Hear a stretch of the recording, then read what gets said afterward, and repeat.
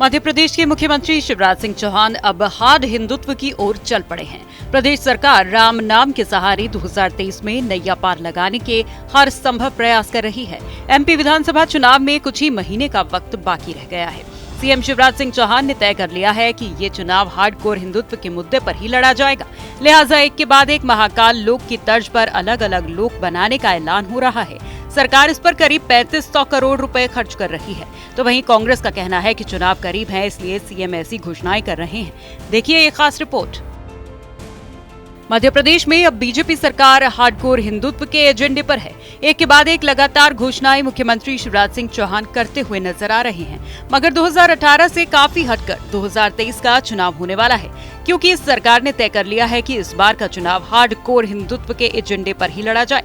आखिर इसके लिए क्या है बीजेपी सरकार का प्लान, वो भी आपको बताते हैं।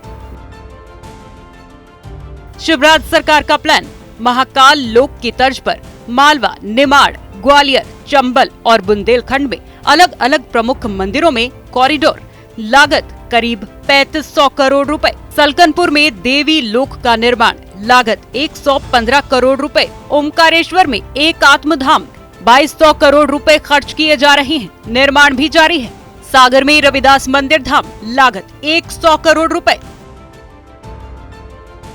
दरअसल महाकाल लोक की तर्ज पर मालवा, निमाड़, ग्वालियर, चंबल और बुंदेलखंड में अलग अलग प्रमुख मंदिरों में कॉरिडोर बनाने जा रही है सरकार। इसमें करीब 3500 करोड़ रुपए खर्च होंगे। उज्जैन के महाकाल लोक के निर्माण में 850 करोड़ रुपए खर्च होंगे। सलकनपुर में देवी लोक के निर्माण के लिए 115 करोड़ रुपए खर्च होंगे। ओमकारेश्वर में एकात्मधाम के लिए 2200 करोड़ रुपए खर्च किए जा रहे हैं। इसका निर्माण भी चल रहा है। सागर में रविदास मंदिर धाम में 100 करोड़ का खर्च आएगा। दतिया के पीताम्बरा पीठ में पीताम्बरा माई लोक बनेगा। ओरछा के राम राजा लोक और चित्रकूट में बनवासी लोक का प्लान तैयार है। कितना खर्च आएगा, इसको लेकर आकलन किया जा रहा है। कुल ऐसे 7 लोक बनेंगे। इसके अलावा शिवराज सिंह चौहान ने ब्राह्मण आयोग बनाने की घोषणा भी की है। वहीं मंदिर समितियों को शासन प्रशासन से मुक्त करने का ऐलान भी किया है। वहीं 5000 रुपए का भत्ता पुजारियों को मिलेगा। चाहे केदारनाथ में भव्य कॉरिडोर का बनना हो, काशी कॉरिडोर हो या महाकाल महालोक हो। अब मध्य प्रदेश में तो महाकाल महालोक के बाद राम राजा लोक भी बनेगा, बनवासी राम लोक भी बनेगा, देवी लोक सलकनपुर में, मां पीताम्बरा जहां विरासती दतिया में भाभी कॉरिडोर बनेगा। अलग अलग स्थानों पर आप सब जानते हैं, विशेषकर ओमकारेश्वर में एक आत्मधाम बन रहा है। आदि गुरु शंकराचार्य जी के दर्शन को जन जन तक पहुंचाने के लिए हम प्रयत्नरत है और मेरा विश्वास है भौतिकता की अग्नि में दग्ध विश्व मानवता को शाश्वत शांति के पथ का दिग्दर्शन अगर कोई कराएगा तो भारत का यही दर्शन कराएगा। बीजेपी सरकार के तमाम प्रोजेक्ट्स को लेकर संतों की भी मिली जुली प्रतिक्रिया देखने को मिल रही है।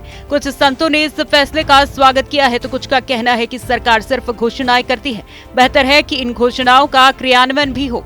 इसे लेकर अखिल भारतीय ब्राह्मण समाज के प्रदेश अध्यक्ष ने भी क्रियान्वयन की ही बात दोहराई है। मुख्यमंत्री जी ने कुछ अन्य बोर्ड गठित करने की और साथ में ही अनेकानेक जगहों पर लोक महाकाल लोक की तर्ज पर ही लोक बनाने की घोषणा की है।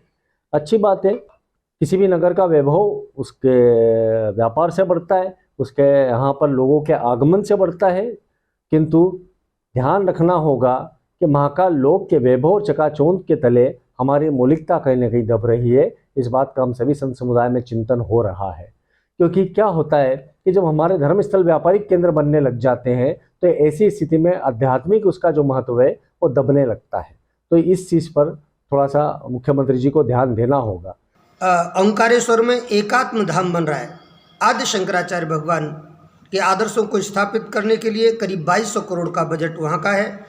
बुधनी देवीलोक में करीब 115 करोड़ का, सागर रविदास मंदिर धाम करीब 100 करोड़ की लागत से, इसी प्रकार से चित्रकूट बनवासी लोक पीताम्बराबाई महालोक की भी आज मुख्यमंत्री जी ने घोषणा की है।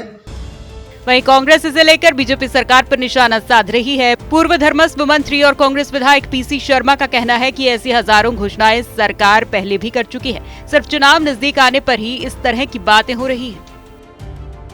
ये सब घोषणाएं 1 साल पहले जब भगवान परशुराम की मूर्ति का अनावरण हुआ था तब भी हुई थी, और इसमें इशू ये है कि 1972 के पहले की जो व्यवस्थाएं थी मंदिरों के मामले में, वो जितनी भी मंदिर समितियां वो चाहती हैं, उसका कोई क्लियर कट मुख्यमंत्री जी घोषणा की नहीं, और इस तरह की घोषणाएं रोज 10-20 मुख्यमंत्री जी कहते हैं। तो इसलिए अब इनकी घोषणाओं का वही असर हो गया है जो एक गांव की कहानी थी कि शेर आया कहाँ गया, और शेर नहीं आया, और सही माने में जब शेर आया तो वहाँ कोई मदद के लिए आया। तो ये घोषणाएं हैं, ये इन घोषणाओं पे लोगों पे असर कोई हो नहीं रहा है। कांग्रेस के इस आरोप पर भी मुख्यमंत्री शिवराज सिंह चौहान ने जवाब दिया है। सीएम ने कहा कि कांग्रेस ये बताए कि क्या महाकाल लोक चुनाव के वक्त बना, क्या सलकनपुर का प्रोजेक्ट आज का है, ये तो बरसों पुराना है। अब महाकाल महालोक कब बना था? कोई आज चुनाव को देख के बना है? पूरा हो गया, दूसरा चरण पूरा होने वाला है। सलकनपुर लोक की कब बात हुई थी? देवी लोक। अरे हम तो 17 साल से काम कर रहे हैं भाई। 4 लाख किलोमीटर सड़कें कोई चुनाव देख के बनाई क्या हमने? कांग्रेसियों से पूछना चाहता हूं, कांग्रेस राजा नवाब अंग्रेज सबने 7.5 लाख हेक्टेयर में सिंचाई करी। 50 साल में कांग्रेस ने राज करके कितनी सिंचाई करी? हमने पहुंचा दी 45 लाख हेक्टेयर। यानी इस बार सरकार ने तय कर लिया है, विपक्ष चाहे जितना ही हंगामा क्यों न करे, चुनावी सभाओं से लेकर अपनी सरकार की उपलब्धियों तक बीजेपी नेता इन देव लोगों का जमकर प्रचार प्रसार करते हुए नजर आएंगे। देखना होगा कि फायदा चुनाव में कितना मिलता है। मध्य प्रदेश में बीजेपी इस बार का विधानसभा चुनाव हार्डकोर हिंदुत्व के एजेंडे पर लड़ने जा रही है। इसका सबसे बड़ा कारण यही है कि महाकाल मंदिर से लेकर निमाड़, मालवा या बुंदेलखंड में अलग अलग मंदिरों में देवलोक का निर्माण तकरीबन 3500 करोड़ रुपए की लागत से करवाया जा रहा है। कांग्रेस का कहना है कि चुनावी साल है, लिहाजा बीजेपी को मंदिर और पुजारी याद आ रहे हैं।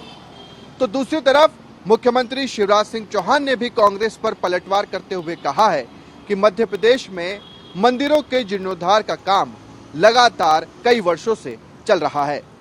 फिलहाल देखना बेहद दिलचस्प होगा कि सरकार की इन मंदिरों की योजनाओं का लाभ उसे चुनाव में कितना मिलता है। कैमरा पर्सन मुकेश के साथ शुभम गुप्ता, TV9।